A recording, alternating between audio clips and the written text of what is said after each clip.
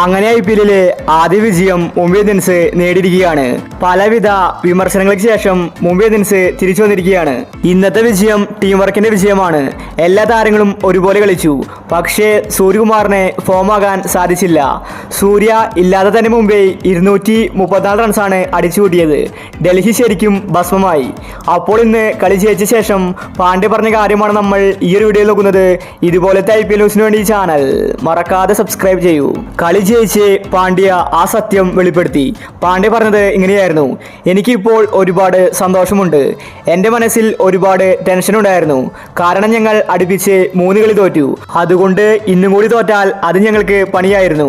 എന്നെ എല്ലാവരും കുറ്റപ്പെടുത്തുകയാണ്.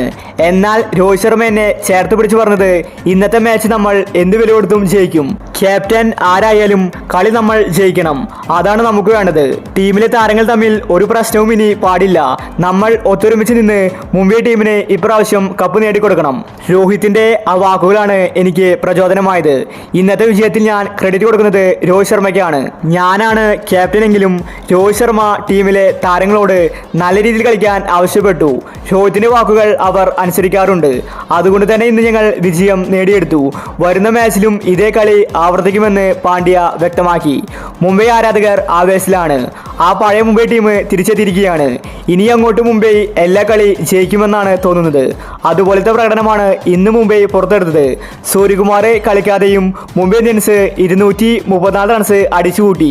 ഇതുപോലത്തെ ബാറ്റിംഗ് അടുത്ത മാച്ചിന് കാഴ്ചവെച്ചാൽ ഈസി ആയിട്ട് മുംബൈക്ക് കളി ജയിക്കാം. ഇന്ന് കളി ജയിച്ചതിന്റെ ക്രെഡിറ്റ് പാണ്ഡ്യ കൊടുത്തത് രോഹിത് ശർമ്മയ്ക്കാണ്.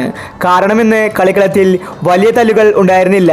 എല്ലാവരും ഒത്തൊരുമിച്ച് പോരാടി. പാണ്ഡ്യ ഇപ്പോൾ കുറച്ച് ഈഗോ കുറച്ചിരിക്കുകയാണ്. അതുകൊണ്ട് തന്നെ വിജയം നേടിയെടുക്കാനും സാധിച്ചു. അപ്പോൾ ഇന്നത്തെ കളിയെ പറ്റി നിങ്ങളുടെ അഭിപ്രായങ്ങൾ താഴെ കമന്റ് ചെയ്യുക. ഇതുപോലത്തെ IPL ന്യൂസിന് വേണ്ടി ചാനൽ മറക്കാതെ സബ്സ്ക്രൈബ് ചെയ്യൂ.